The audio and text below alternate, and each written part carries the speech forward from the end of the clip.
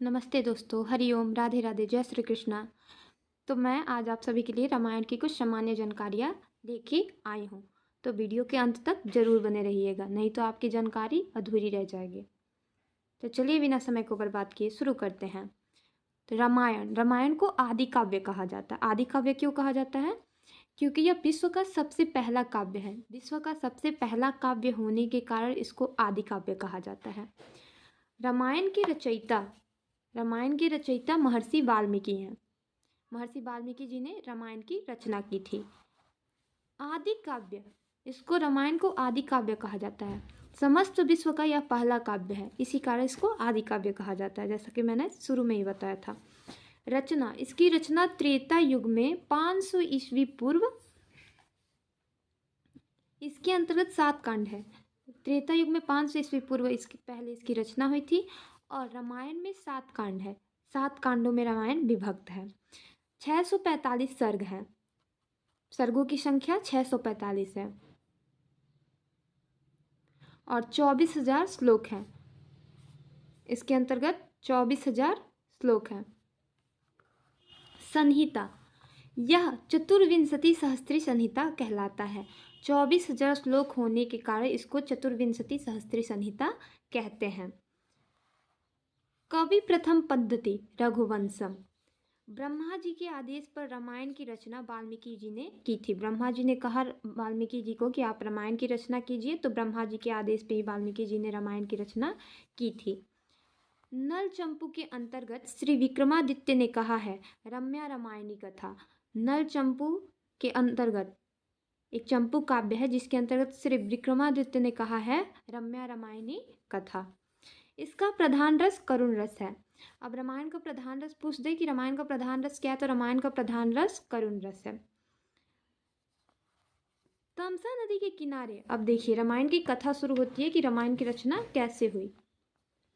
तमसा नदी के किनारे वाल्मीकि जी जब स्नान करके जा रहे थे, तब उन्होंने देखा कि एक क्रौंच पक्षी का जोड़ा दोनों एक दूसरे में मग्न है। तभी एक शिकारी आता है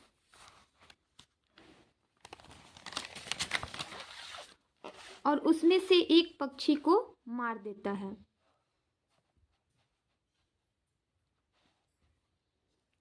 तब बड़े ही स्वाभाविक रूप से वाल्मीकि जी के मुखार बिंदु से एक श्लोक निकलता है। वो श्लोक क्या है, आइए देखते हैं। मां निषाद प्रतिष्ठाम त्वभग्गजः शाश्वती क्षमाः प्रमत क्रौंच मिथुनादेक मवधिः काम मोहितम। रामायण कांड एवं कथानक। तो प्रथम कांड में 77 सर्ग हैं। जैसा कि मैंने अभी बताया, रामायण 7 कांडों में विभक्त है। पहला कांड है बाल कांड, दूसरा अयोध्या कांड, तीसरा अरण्य कांड, चौथा किष्किंधा कांड, पांचवा सुंदर कांड, छठा युद्ध कांड और 7वां उत्तर कांड। तो सबसे पहले हमारा बाल कांड। प्रथम कांड में 77 सर्ग है। प्रथम कांड कौन सा हमारा, बाल कांड। तो बाल कांड में 77 सर्ग है। श्री राम का जन्म, शिक्षा संबंधित घटनाएं, विश्वामित्र यज्ञ, रक्षार्थ, जनकपुरी शिव धनुष वृतांत, श्री राम और सीता का विवाह। अब बाल कांड के अंतर्गत क्या क्या वर्णित है, तो श्री राम का जन्म वर्णित है, शिक्षा संबंधित घटनाएं वर्णित है। वो लोग कहाँ शिक्षा का अध्ययन करने जाते हैं, कैसे क्या क्या होता है, तो शिक्षा के लिए जाते हैं, किसके आश्रम में जाते हैं, ये सारी कथाओं का वर्णन है। विश्वामित्र यज्ञ रक्षात, और विश्वामित्र का जो यज्ञ की रक्षा करते हैं रामायण में आप लोगों ने देखा होगा, वो भी बालकांड में वर्णित है। जनकपुरी शिव धनुष वृतांत, जनकपुरी में जब जाते हैं और शिव धनुष वृतांत, वहाँ पे राम जी धनुष को तोड़ते हैं, ये वृतांत। श्री राम और सीता का विवाह, तो श्री राम के जन्म से लेकर के उनके विवाह तक का जो वर्णन है वो बालकांड में वर्णित है। बालकांड में कौन कौन सी व्यथा वर्णित है, तो श्री राम का जन्म से लेकर उनके विवाह तक का व्यथा वर्णित है। दूसरा हमारा है अयोध्या कांड। अयोध्या कांड दूसरा कौन सा कांड है, अयोध्या कांड। तो अयोध्या कांड में 119 सर्ग हैं। कितने सर्ग हैं, 119 सर्ग। इसमें श्री राम राज्याभिषेक की तैयारी होती है, मंथरा कैकई प्रसंग, राम वन गमन, दशरथ मृत्यु, चित्रकूट राम और भरत मिलन, अनसुईया सीता उपदेश। तो यहाँ पे देखिए कितने वर्णन हैं, 119 सर्ग है। प्रथम में कितने सर्ग थे, 77 सर्ग, और अयोध्या कांड में कितने सर्ग है, 119 सर्ग। तो इसमें राम के राज्याभिषेक की बात होती है। मंथरा और कैकेयी का जो विरोध चलता है कि नहीं, राम को राज्याभिषेक करके राम को राजा नहीं बनाना है, मेरा पुत्र भरत बनेगा, कैकेयी जो करती है, वो सारी प्रसंग इसमें वर्णित है। राम का वन जाना, दशरथ की मृत्यु, चित्रकूट राम और भरत मिलन। दशरथ की मृत्यु हो जाती है, राम वन चले जाते हैं, फिर वन में जा कर के भरत मिलते हैं, और अनसुईया सीता उपदेश, ये सारी बातें उसमें वर्णित है। अनसुईया सीता को जो उपदेश देती है, इन सारी बातों का वर्णन अयोध्या कांड में है। तीसरा हमारा कांड है अरण्य कांड। तीसरा कौन सा कांड है, अरण्य कांड। तो अरण्य कांड में 75 सर्ग है। इसमें कितने सर्ग हैं, 75 सर्ग। पंचवटी वर्णन, शूर्पणखा प्रसंग, मारीच खरदूषण वध, सीता अपहरण, राम विलाप, सीता अशोक वाटिका, सवरी वीर प्रसंग। अब देखिए इसमें कौन कौन से प्रसंग वर्णित है। पंचवटी वर्णन वर्णित है, शूर्पणखा का प्रसंग वर्णित है, शूर्पणखा आती है राम जी के पास विवाह के लिए, बोलती है, जहाँ पे उसके नाक को काट दिया जाता है, ये प्रसंग वर्णित है। मारीच और खरदूषण वध, मारीच का वध कैसे होता है, खरदूषण का वध कैसे है, तो ये सारी प्रसंग वर्णित है। सीता का अपहरण, सीता का अपहरण कैसे होता है, ये भी वर्णित है। राम विलाप, और सीता के लिए राम का विलाप। सीता अशोक वाटिका, सीता अशोक वाटिका में आ जाती है, वहाँ का सारा प्रसंग वर्णित है। सवरी वीर प्रसंग, और राम जी लक्ष्मण जी दोनों सवरी के यहाँ वेर खाने आते हैं, ये सारी प्रसंग अरण्य कांड में वर्णित है।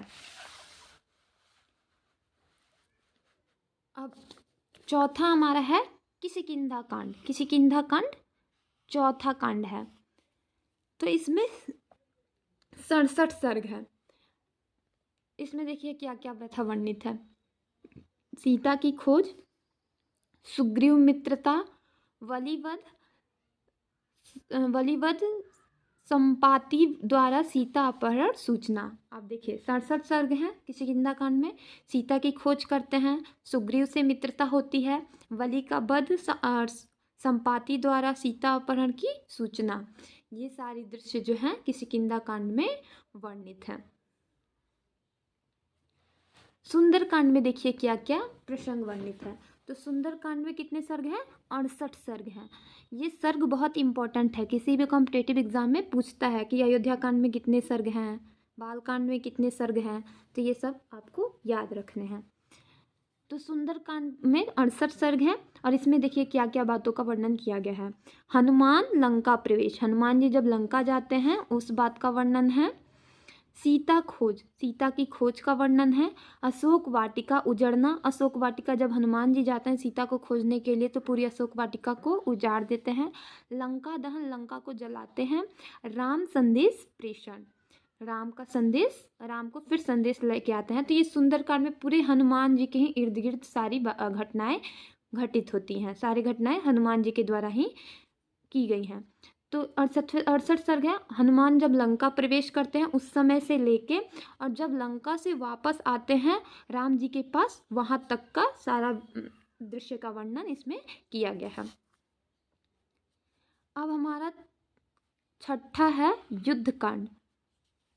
छठा कांड कौन सा है, युद्ध कांड।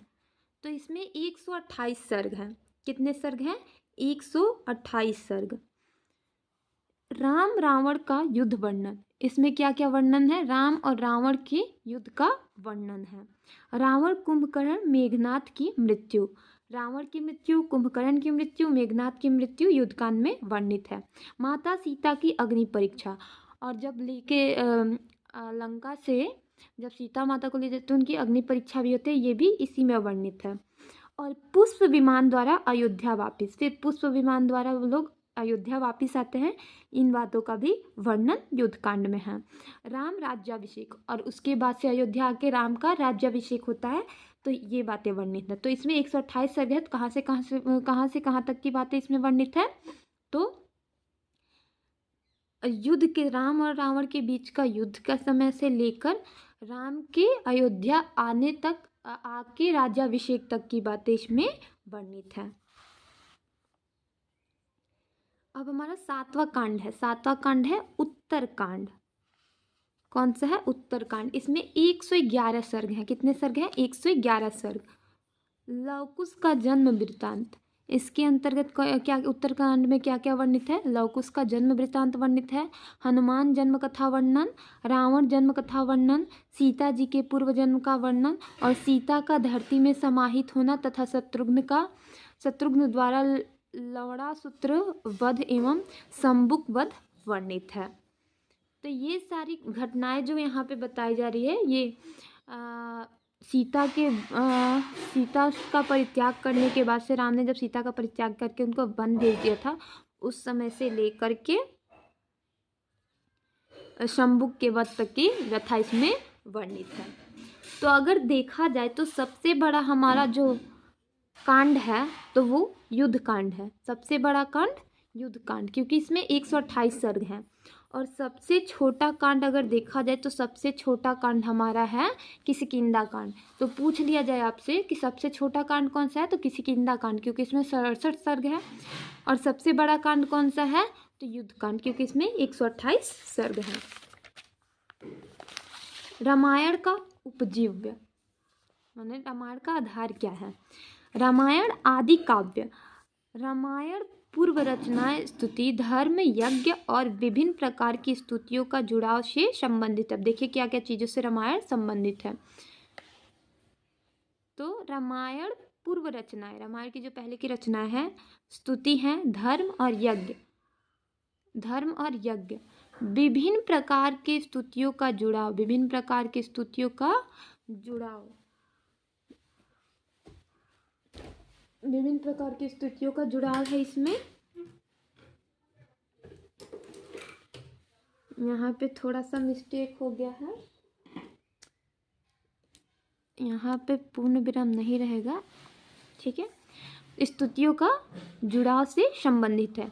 यह एक ऐसा महाकाव्य है जिसने आकार प्रथम बार संस्कृत जगत के मानव मनोरंजन के बारे में सोचा है, प्रथम बार जन भावना से जुड़ाव किया है। सर्वप्रथम महाराज्य विदा छंद लौकिक ज्ञान विज्ञान इतिहास से प्रथम ग्रंथ उपजीव्य ग्रंथ, यह आधारभूत काव्य रहा है। लौकिक साहित्य का आरंभ। अब रामायण को उपजीव्य क्या क्या है वो देखते हैं। रामायण को उपजीव्य रघुवंशम कालिदास, उत्तर रामचरित भवभूति, जानकी हरण जो है कुमारदास, रावण वधम इसको भट्टी ने लिखा, अभिषेक नाटकम को भास ने लिखा है, प्रतिमा नाटकम भी भास की रचना है, महावीर चरितम भी भवभूति की रचना है। ये रामायण के उपजीव्य हैं। रामायण से ही आधारित इन सारे जो ये ग्रंथ देख रहे हैं आप, इन सबको लिखा गया। उत्तर रामचरितम हो गया, जानकी हरणम हो गया, रावण वधम हो गया, अभिषेक नाटकम, प्रतिमा नाटकम, महावीर चरितम इसको भवभूति ने लिखा है, अनरह राघवम इसको मुरारी ने लिखा है, बाल रामायणम इसको राजशेखर ने लिखा है, और हमारा है प्रसन्न राघवम इसको जयदेव ने लिखा है।